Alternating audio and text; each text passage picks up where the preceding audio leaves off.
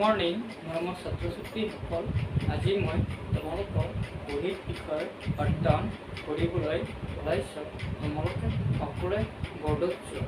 অৰ্থাৎ আজি তোমালোকৰ অনুশীলনী 3ৰ কুৱেশ্যন নং 19 মৌলিক উৎপাদকত প্ৰকাশ কৰা। তেনেহ'লে মৌলিক উৎপাদক প্ৰকাশ কৰিবলৈ কুৱেশ্যন নং 19 লিখা আছে 12। ইয়াক এনেদৰে আমি মৌলিক উৎপাদক কৰি দিব লাগিব। প্ৰথমে আমি দুটা বা তিনিটা অংক পূৰণ কৰাৰ পিছত কি হ'ব লাগিব? 12 হ'ব লাগিব। আৰু ইয়াক আকৌ আমি কি কৰি দিব লাগিব? একেবাৰে সৰু কৰি দিব লাগিব, মৌলিক বনাই দিব লাগিব। তেনেহ'লে ইয়াক আমি এনেদৰে লিখিব পাৰোঁ। অৰ্থাৎ 12ৰ মৌলিক উৎপাদক, তেনেহ'লে ইয়াক লিখি দিয়া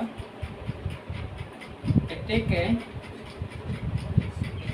12ৰ মৌলিক উৎপাদক, 12ৰ মৌলিক উৎপাদক লিখা হৈ গ'ল। এতিয়া আমি যেহেতু 12ৰ উৎপাদক বাহিৰ কৰিম, তেনেহ'লে প্ৰথমে 12 লিখি দিয়া। 12 এতেকে 12 ইকুৱেল দি দিয়া, ইকুৱেল দিয়া হ'ল। এতিয়া আমি দুটা অংক পূৰণ কৰিম, 12 হ'ব লাগিব।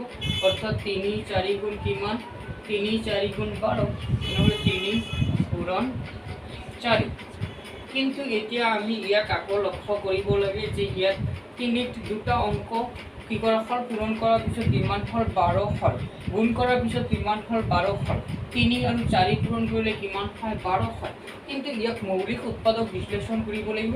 এতিয়া যিহেতু ইয়াত দুটা অংক পূৰণ কৰাৰ পিছত 12 হৈ গ'ল, এতিয়া আমি চাব লাগে এই দুটা অংকক আৰু সৰুকৈ লিখিব পাৰোঁ নেকি?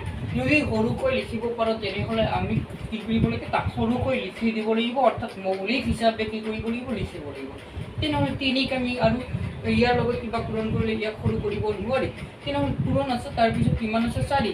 4ক আমি সৰু কৰিব পাৰি। তেনেহ'লে যি সংখ্যাটো সৰু হ'ব সেই সংখ্যাটোক আমি আগত লিখি দিব লাগে। তেনেহ'লে 2 2 গুণ কিমান?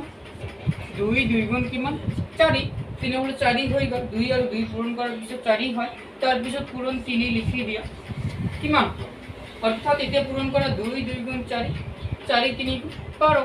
তেনেহ'লে ই হ'ল অৰ্থাৎ মৌলিক 12ৰ মৌলিক উৎপাদক হিচাপে কি কৰা হ'ল? 12ৰ মৌলিক উৎপাদক অৰ্থাৎ 3 পূৰণ 4, তাৰপিছত 2 পূৰণ 3। ই হ'ল 12ৰ মৌলিক উৎপাদক। অৰ্থাৎ তেনেহ'লে এ হৈ গ'ল, মৌলিক উৎপাদক হৈ গ'ল।